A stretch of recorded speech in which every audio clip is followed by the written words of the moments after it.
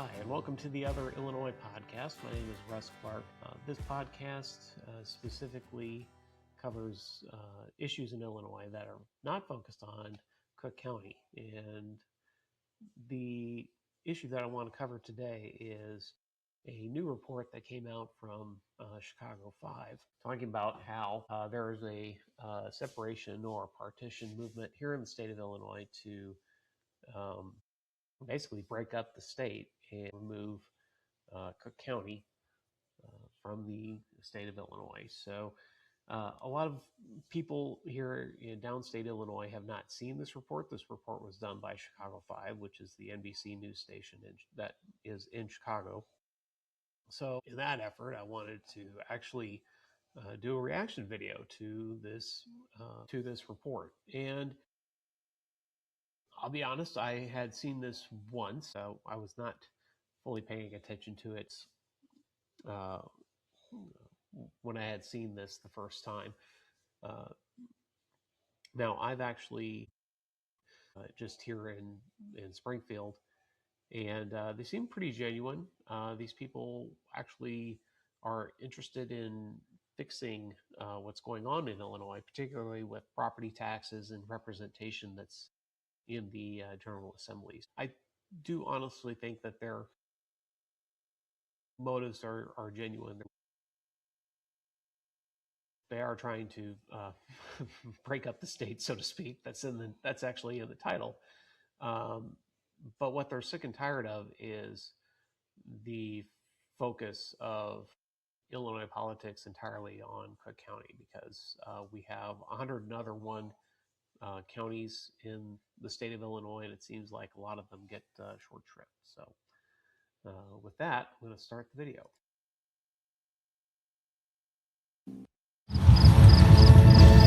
I'm a farm girl. There's a lot of generational people who live here, they stay here. I like Southern Illinois. We can move, but this is our home. This is where we love Southern Illinois. It's beautiful.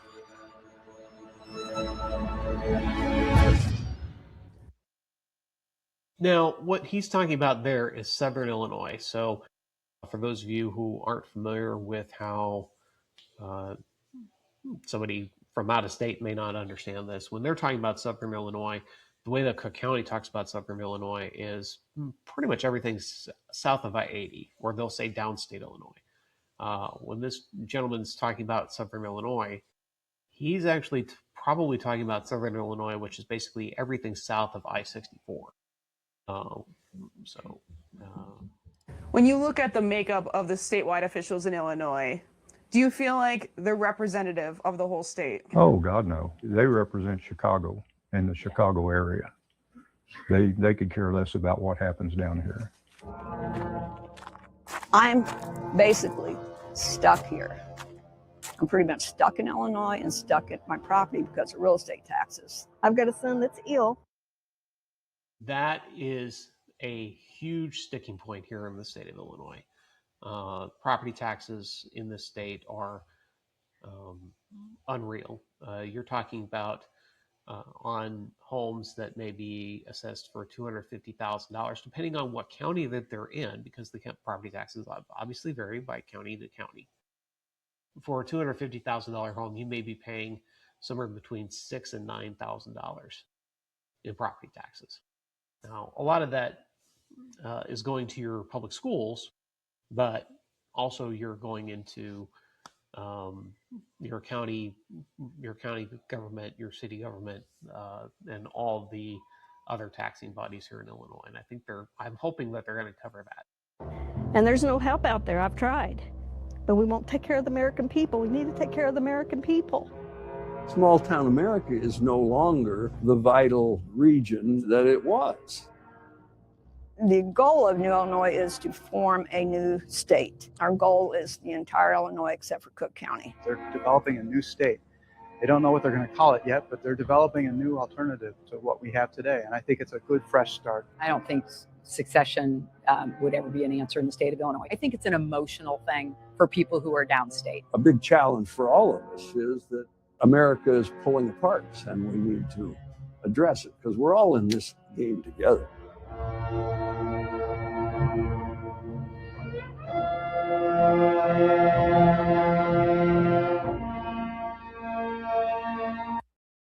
I like the title because it's a separatist movement. It's not a succession movement, and I'll talk about the difference between the two. In secession, that typically brings up the Civil War, that the South breaks away from the North and they say they don't want to have anything to do with you over the issue of slavery. That's not what this group is. This group is more of a partition or a separation. In other words, they want to entirely remain within the United States. They have no issues with the federal government. They have their issues with the state government.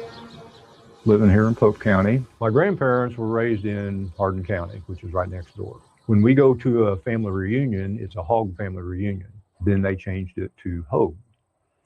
So I'm Steve Hogue, Hog Hollower, but I work construction, so I've been known as Hogg my whole life. The first 10 rows that we've got here are all Norton grape. If you want to look, we cover them up with bird netting, because as you look over there, you can see all the birds that are dive bombing the places that we've already picked. Being that we are one of the smallest wineries in the state, every dollar that comes in the door counts to us. Owning a winery, making alcohol, we get taxed ridiculous in all different directions. We're rural America. We drive a lot. From where we're at right here, we don't buy gas in Illinois.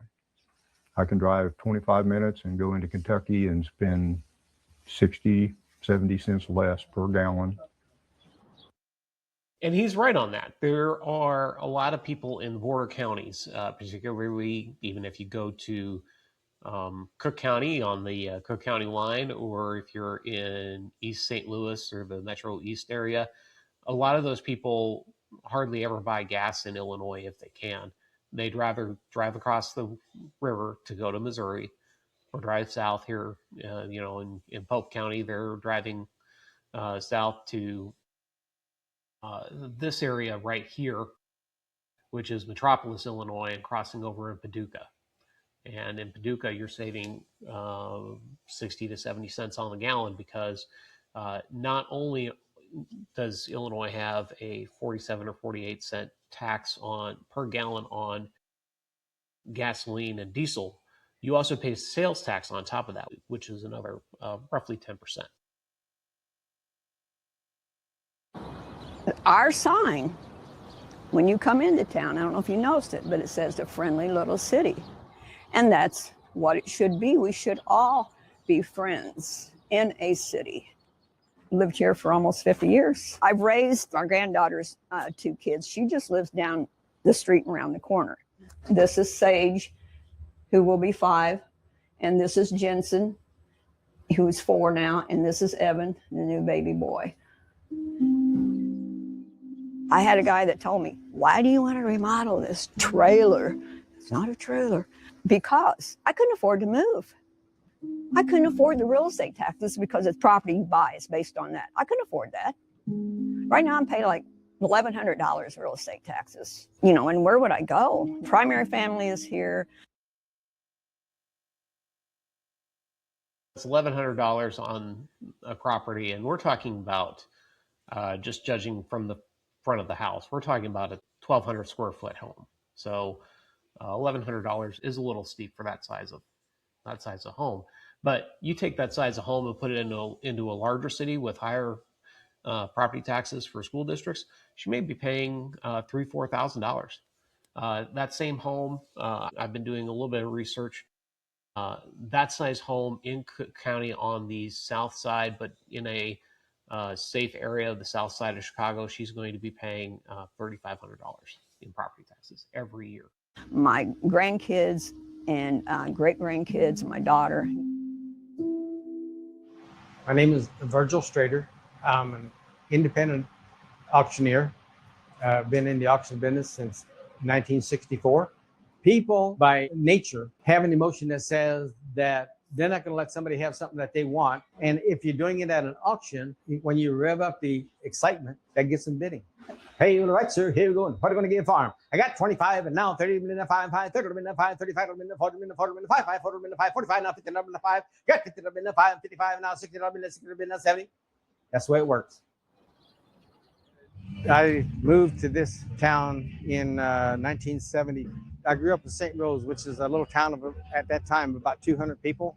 The fountain there has been a mainstay as long as I can remember. Since the year 2000, all auctioneers have to be licensed in the state, which wasn't before. $450 for every 2 years. To me, Illinois is another place to be.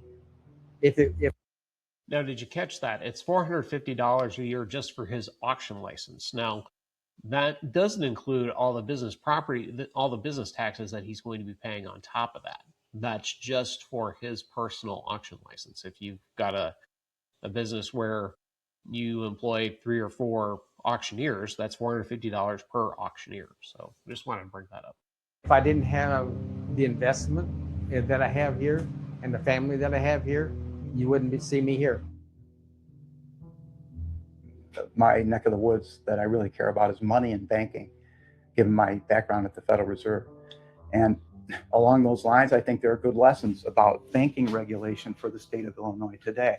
Live in LaGrange Park. I've grown up in the Chicago area and lived here most of my life. 3 great kids who are full in the coop. I've worked in financial markets for roughly 4 decades, either in public sector or private sector. Okay, ready? Let's go, bud.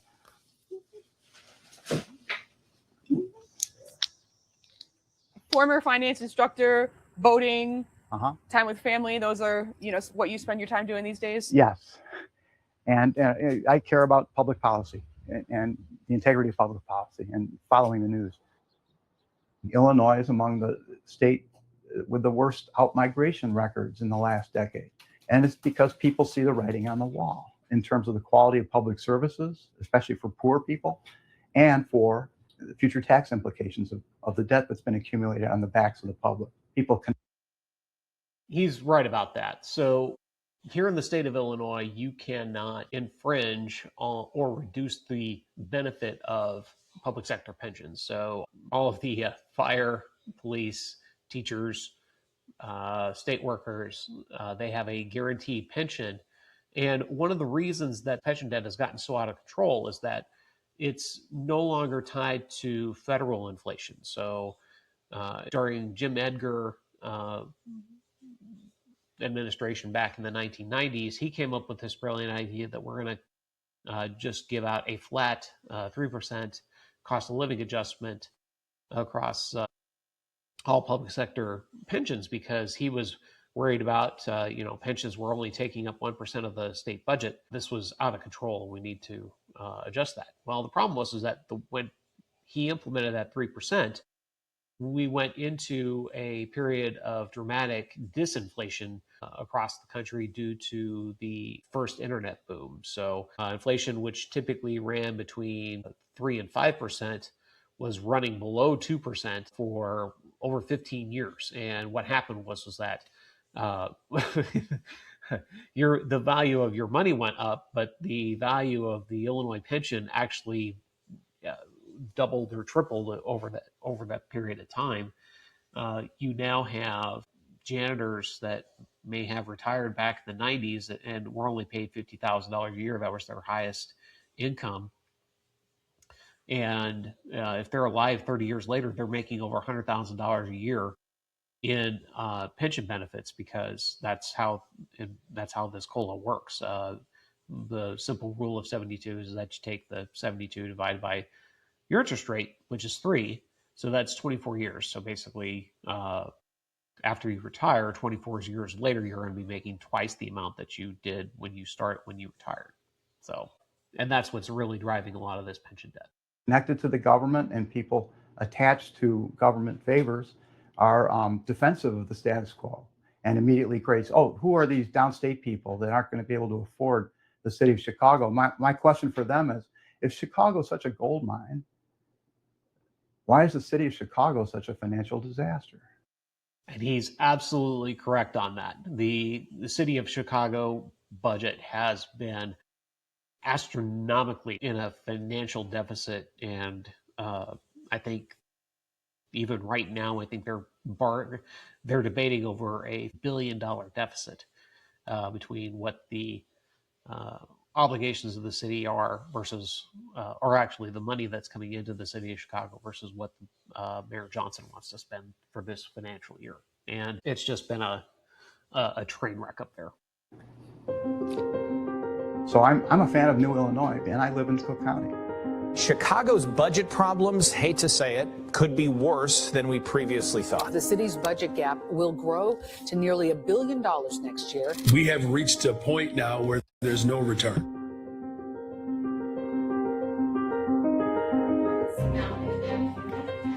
Good morning, everyone. Thank you for coming out here to learn about New Illinois. So you may wonder, who are we and what are we doing? Well, we're a 501c3 nonprofit organization with a mission of educating Illinoisans about their right under the U.S. Constitution to pursue the formation of a new state separate from the state of Illinois. Who are we? We're just people from Illinois who love our state. We have our roots here, our businesses, our farms, etc., and we don't want to leave. Since Lake County is on the Wisconsin state line, one day I asked my cousin, who was a judge, hey, since we're right on the state line, could we detach from Illinois and become part of Wisconsin? And, you know, he just laughed at me because it does sound kind of bizarre. And so then, this was in 2018. Now, I'll bring up a small point here. So for you history buffs in Illinois, when the Northwest ordinances were passed by the original Continental Congress, the Illinois boundary was actually supposed to be parallel with the bottom of Lake Michigan. So the city of Chicago, most of Cook County, and going north was all originally supposed to be part of Wisconsin.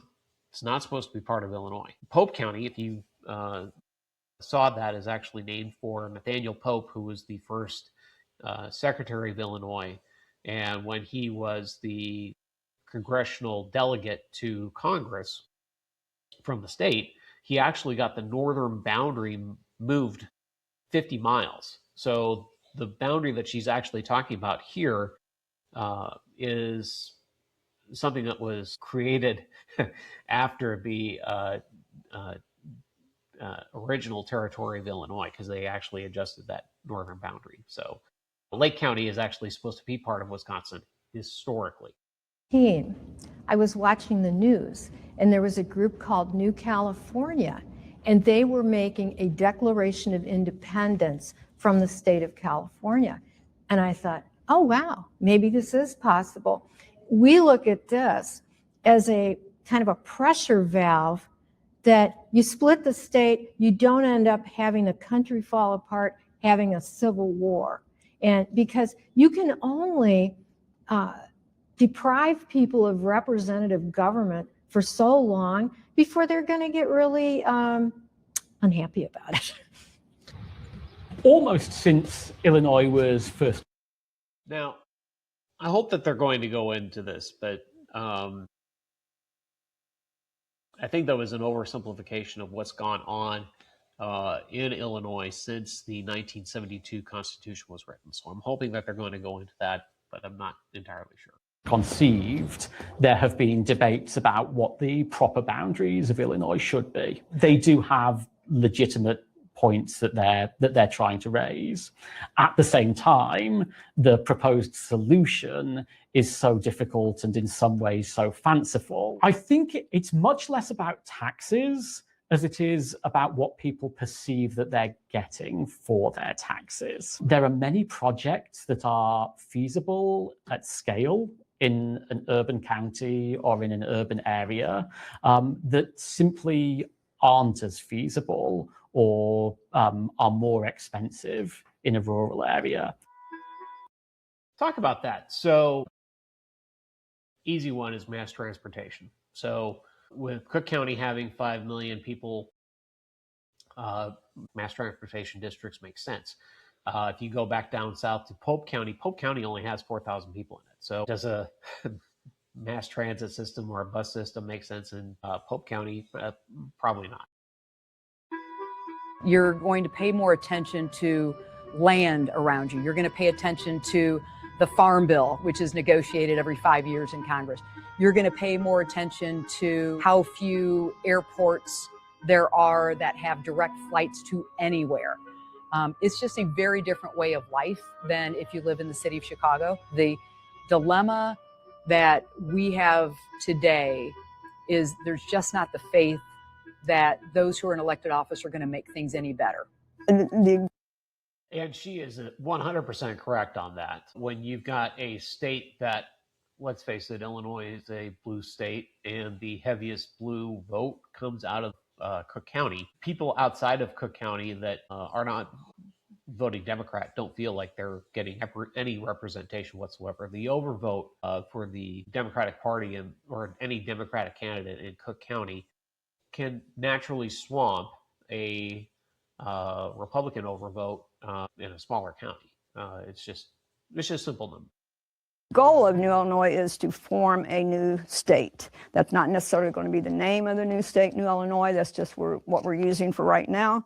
There's 102 counties in Illinois, so our goal is to have 101 counties, excluding Cook County. The city environment creates its own culture, and they have a culture that they understand. We have a culture that we understand. But as a concentrated population, we have no vote. I've got to say, just because you have a city does not necessarily mean that you're going to deprive rural people of the vote. What she's talking about there is that both of the political parties here in the United States, Republicans seem to have answers for rural voters. The Democratic Party seems to only care about urban voters. So it basically is going to exacerbate this rural-urban divide that's existed for millennia. If you go all the way back to Rome, there was actually an urban and rural divide between the tribes of Rome before they actually went out and conquered even the rest of Italy. It was broken into 33 tribes, and the original urban tribes of Rome only comprised of 7 tribes.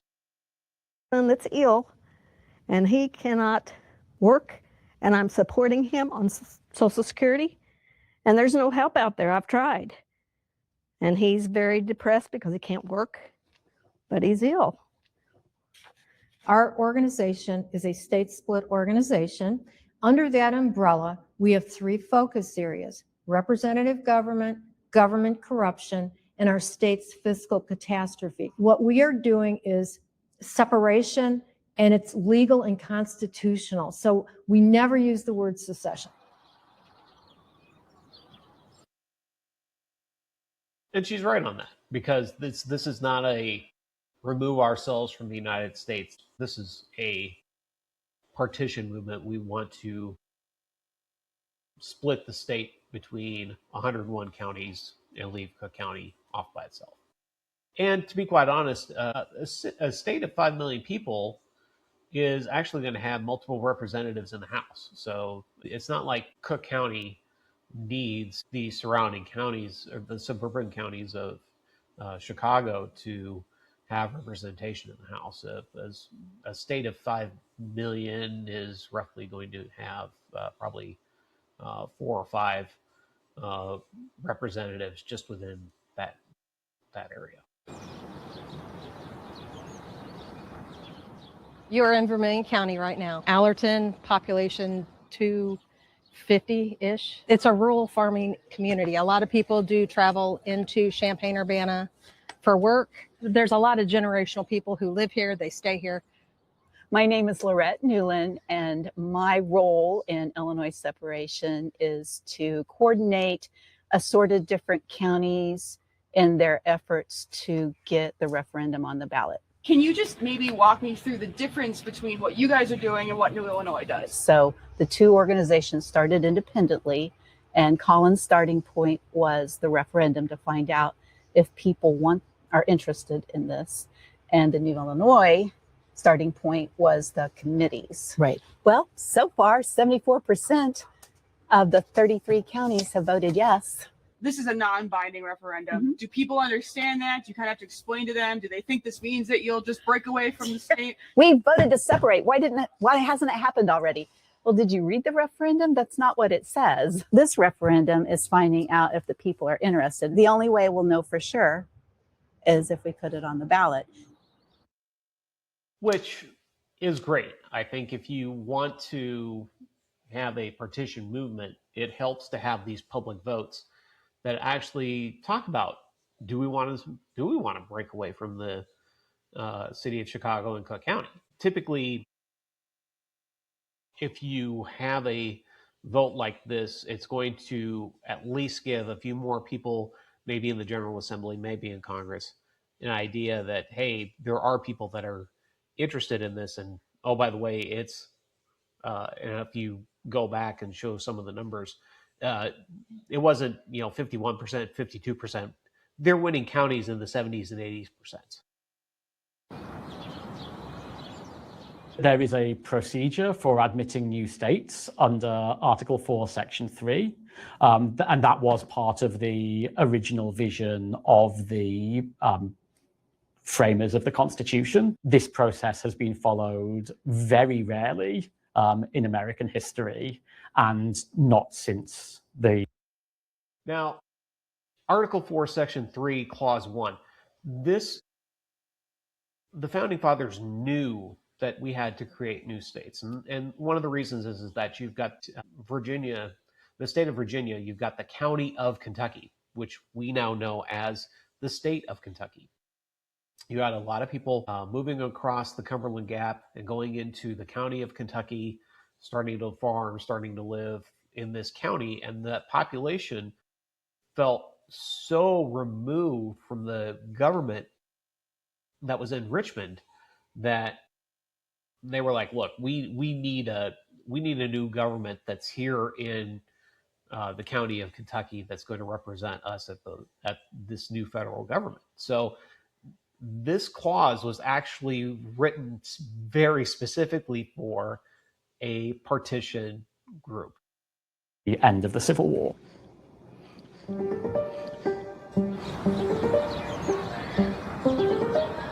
Now, I hope that they're going to talk about this.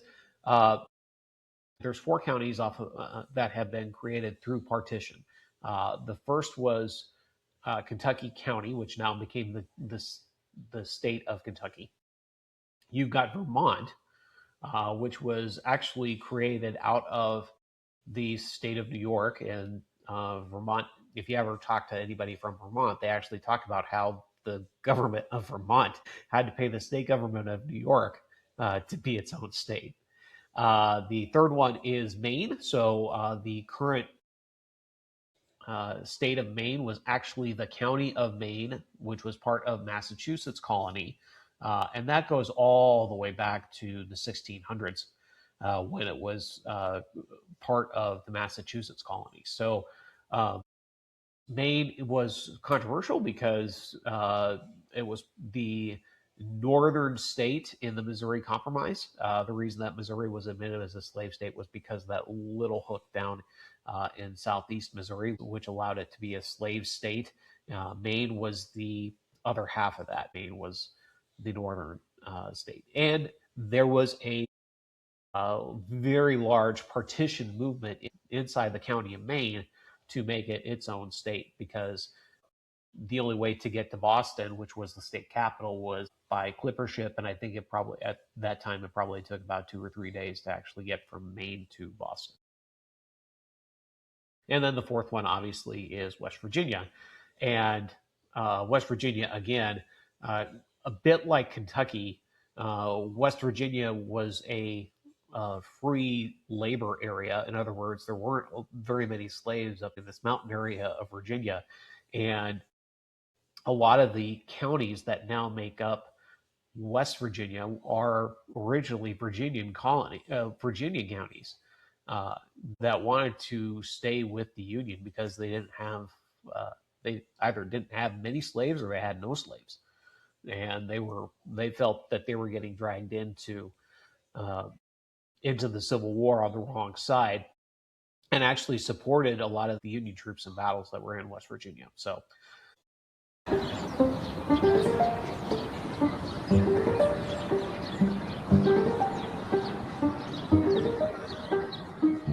Commission shall discuss and recommend whether it's advisable to adjust the boundary between the state of Indiana and the state of Illinois. We're coming up with ideas and thoughts, and then those would just be recommendations.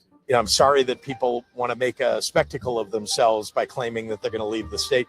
Look, if you want to leave the state, I would like you to stay. I'd like you to get involved and make it a better place by working together with us. But if you want to leave, then get up and move. You got a printer. He invites us to leave the state if we're not satisfied. Well, my response to that was, he's the billionaire. Easy for him to move, not easy for us. We're not billionaires. And our lives are here, our properties are here, our families are here. yeah. And that's a critical point. So some of these people, who are farmers are actually millionaires many times over. But the reason that they're millionaires is because they own farmland here in Illinois. And if they were to want to leave, they obviously can't take their money with them. Whereas Governor Pritzker, his family wealth is in Hyatt family stock and a number of other investments. And so he's not tied up with large land holdings that he needs to run and operate his businesses.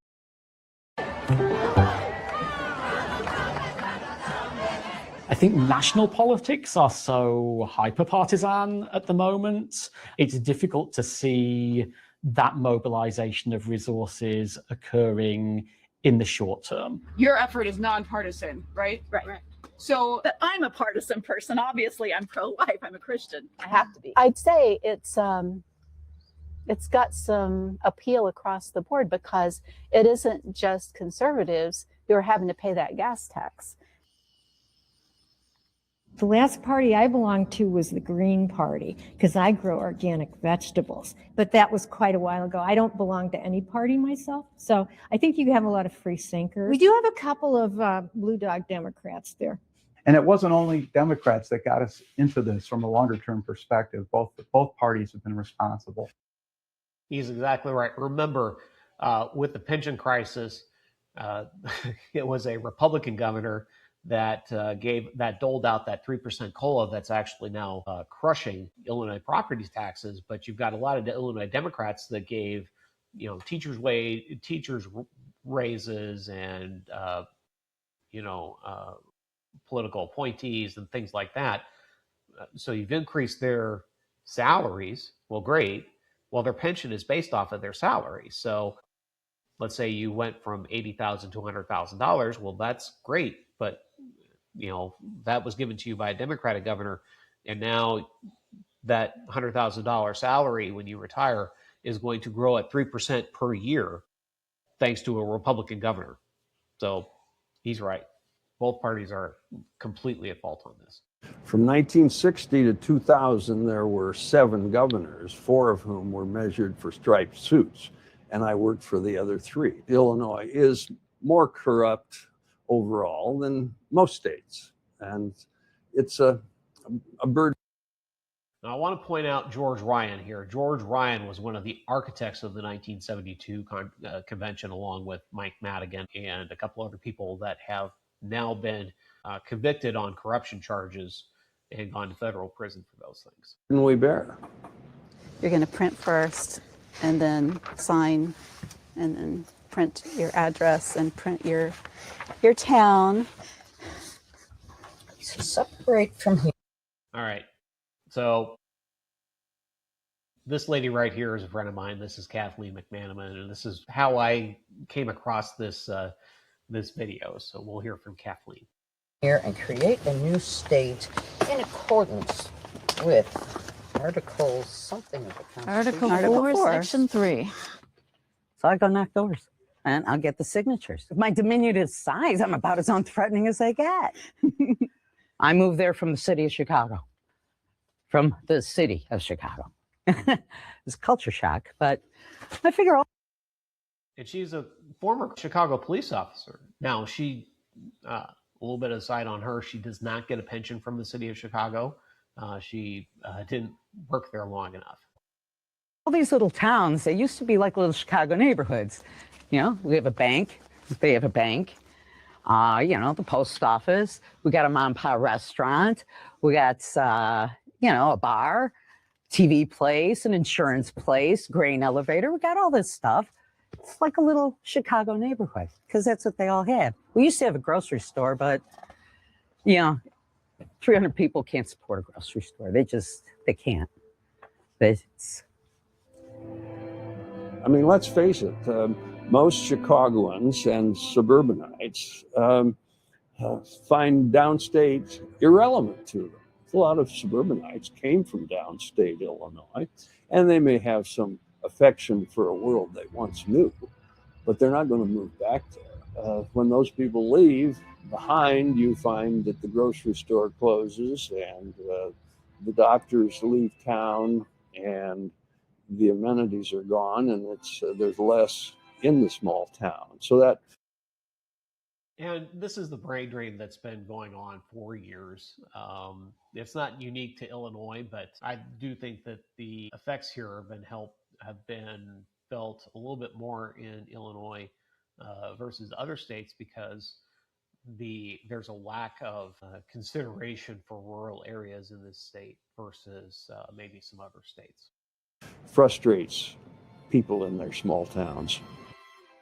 Perry County used to be a pretty industrial county. We had good businesses. Now they're all gone.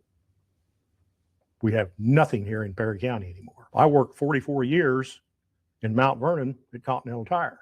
I used to work right here, or I should say I used to work right here in Perry County in DuQuoin, but that closed too.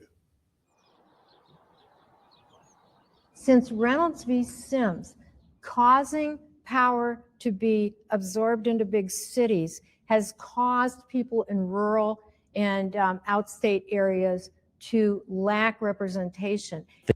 Now, she's 100% correct on this, and I hope that they're going to go into Reynolds v. Sims. I'm going to let him speak, and then I'll follow up on the end here. The Supreme Court's decision that said that state legislatures had to be apportioned on the basis of one person, one vote. Once the apportionment debate was settled in favor of Chicago, I think ever since then that has sort of supercharged the importance of Chicago within Illinois politics.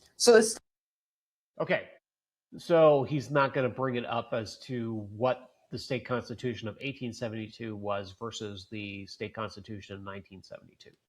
So under the state constitution of 1872 and all the constitutions prior to that, leading back all the way to the state founding back in 1818, the Illinois General Assembly is comprised of two houses. You got the Senate, you got the House of Representatives. House of Representatives acted a little differently. So during Lincoln's time, the House of Representatives was actually partially by county. So when the state capital was moved here to Springfield, that vote happened in 1836, there were actually 9 people just from Sangamon County, 7 representatives, 2 senators, and they were called the Long Nine.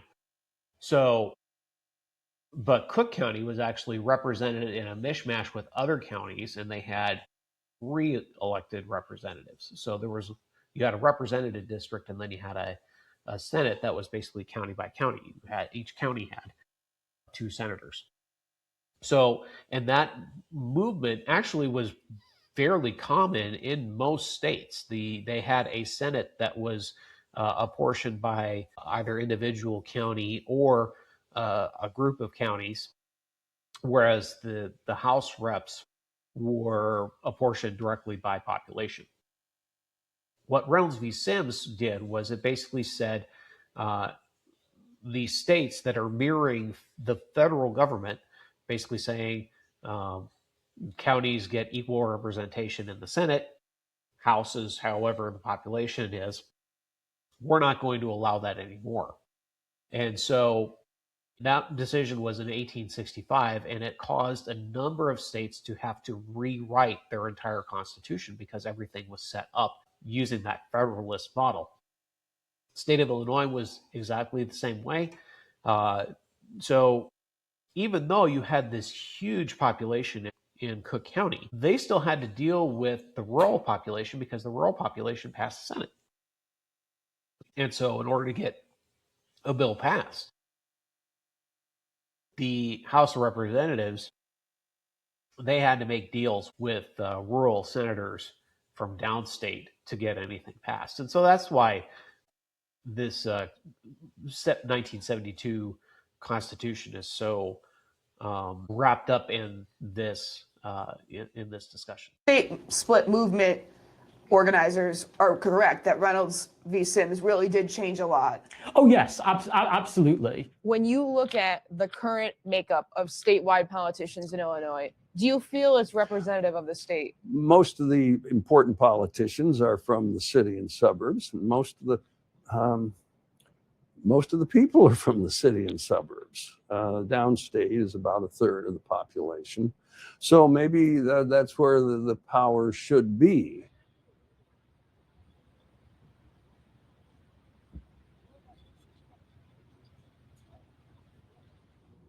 I think they did come to a conclusion. I'm afraid it wasn't a good conclusion given the quality of the data they worked with and how old it was. That's an older study. And a given area of the state that may get more money from the government than it puts into the state isn't necessarily reflective of the general welfare of that region.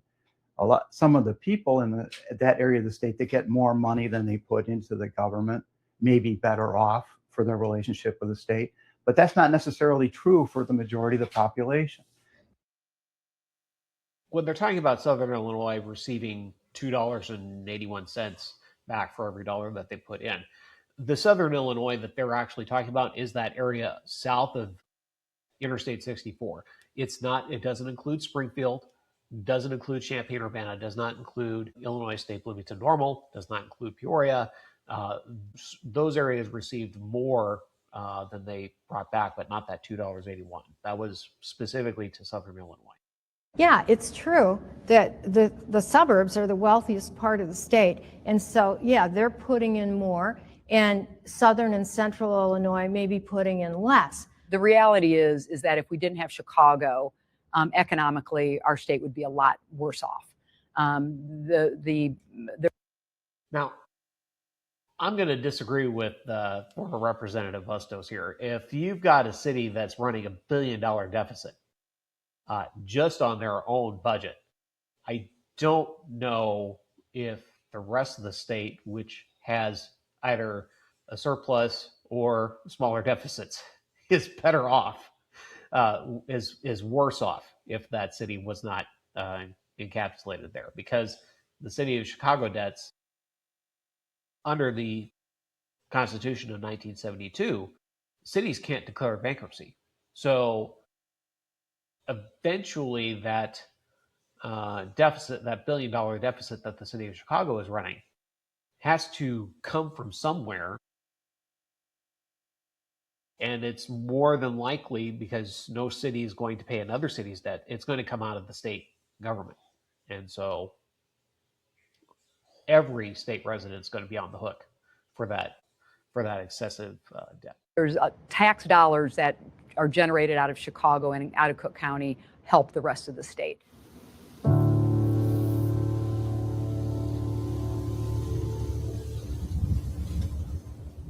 These downstate counties that have separation efforts that they're working on and those types of things. Can you speak to sort of how you feel like, you could be governing for them too? I do govern for them. I have treated the voters that didn't vote for me the same way I have treated the voters that voted for me.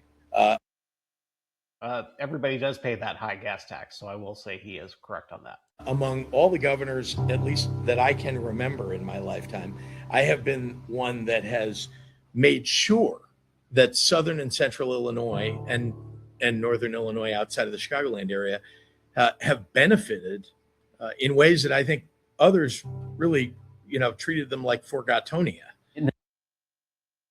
There's a reason that he's addressing this issue. So in his first term as governor, J.B. Pritzker was overseas in Ireland and did not address himself as the governor of Illinois. He addressed himself as the governor of Chicago. So this is a large political issue for him. In the 1970s, there was a movement in Western Illinois called Forgotonia that advocated for greater investment and infrastructure in the area. Forgotonia was, according to most people, a foolish idea. And yet, at that time, it was impossible to get to Quincy. Today, you have 2 interstate quality sets of highways going to Quincy. Who knows? Maybe the ruckus Forgotonia leaders created drew a little attention to the fact you couldn't get to Quincy, and that spurred interest in, or maybe a little bit of guilt on the part of the other decision makers. So for those of you who don't know or are unfamiliar with Illinois, Quincy is in Adams County. This is a town of about 40,000 people. County population is roughly 60 to 70,000. And it's one of the, it's actually, I think, the 20th or 21st most populous county in the state of Illinois. So the fact that you didn't have major transportation to Quincy was an issue. And Quincy is actually on the Mississippi River. So this movement back in the 70s was actually fairly important. It was covered by NPR and NBC and a number of news outlets at the time. To put some good highways out to Quincy. Yes, it'll never happen, but I'll sign the petition. Okay, so, well, what's your answer? What would you do? What other choice do we have? That you got to try something. I want to ask you what's sort of the elephant in the room in this whole discussion. You need legislative approval, you need congressional approval. How do you think that you could achieve that? We do lobby our state legislators, and also the Supreme Court could make the choice of overturning or modifying Reynolds v. Sims. There are now, that I know of, 13 people in the state legislature that are openly supporting New Illinois. Of those 13 lawmakers, are all of them Republican? Yes. Don't you think, though, in order to be successful, you have to be lobbying Democrats too? Oh, absolutely, absolutely. And so we will get to that point. In fact, the one Democrat that I have talked to, and I love this guy. He's awesome. His name is LaShawn Ford. Yeah. I'm not supportive of the efforts. I'm supportive of a.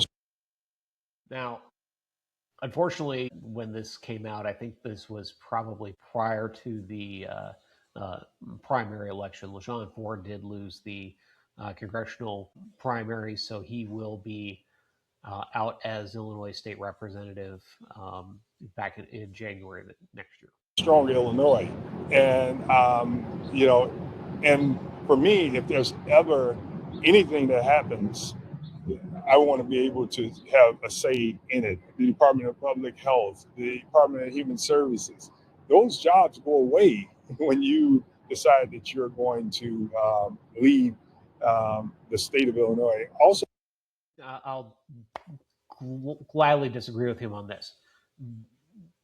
Each state is required by the federal government to have some of those kinds of agencies to pick up the federal responsibility for federal laws. So when, let's say that there is a grant that comes from the federal government for public health, that grant actually goes to the state public health department in that state. So New Illinois would be responsible for creating a public health department for New Illinois. So those jobs aren't going to go away. They're just split. They're not going to be in Chicago. They're not going to be in Cook County. And then Cook County will actually have their own public health department that can receive funds from the federal government. So if anything, it could potentially be a job creation. As somebody who's fiscally conservative, I'm not too happy about that. But on the other hand, if you lower my property taxes by doing it, I'll take the hit. So Secretary of State, lots of jobs in rural parts. It's our belief and New Illinois' belief that the new state will be not only financially feasible, but it will be a greater attraction for investment. Indiana. So and he's correct on this. So right now, Illinois has 12.2 million people. If you broke out Cook County from the rest of the state, you'd basically create two states. One state would have a population of 5 million people. The other state's going to have 7.2 million. So we're not creating a Dakota here, so to speak, if we want to borrow from the parlance where everyone gets mad that North Dakota and South Dakota have a population of roughly about 1.5 million people, but they have 4 Senate votes. Iowa, Wisconsin are thriving states. They don't have Chicago. New Illinois can thrive without Chicago.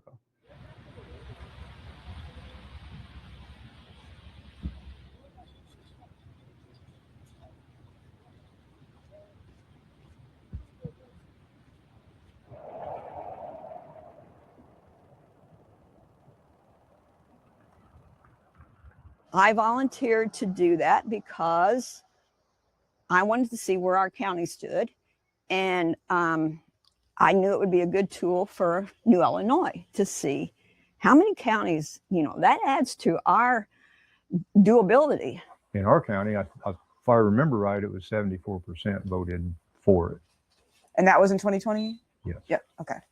And anybody you talk to down here, it doesn't matter how you vote, will feel the same way that, yes, we don't need to be tied in with Chicago. Mostly whenever I find something that people say can't get done, I find a way to get it done. And at my age, I thought somebody needs to step up and do something about it. Whether we get it done or not, we have to give it our best effort.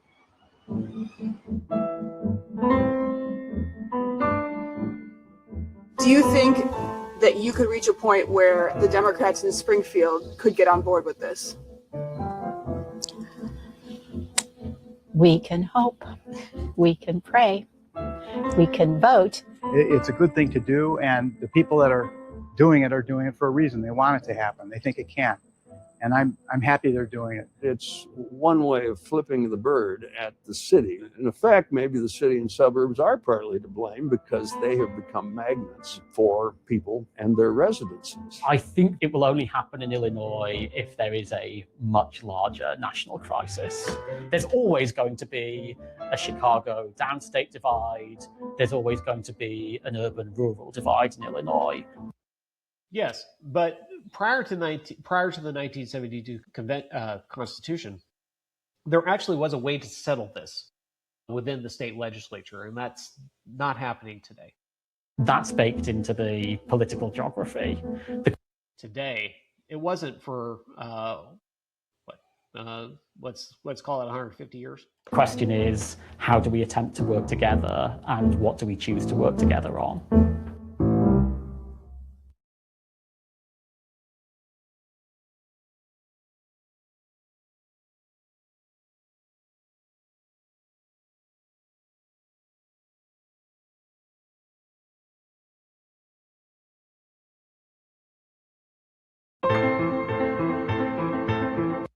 All right, so I'm going to stop sharing here and kind of go back to myself. So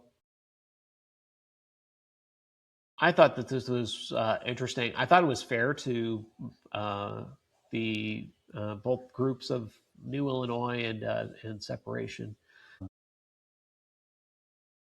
It's an interesting thought process, and I think that there are issues that downstate Illinois, and I'm talking basically everything outside of Cook and the Collier counties, that need to be addressed, and they don't feel like they're even getting any lip service from the representatives in Chicago. So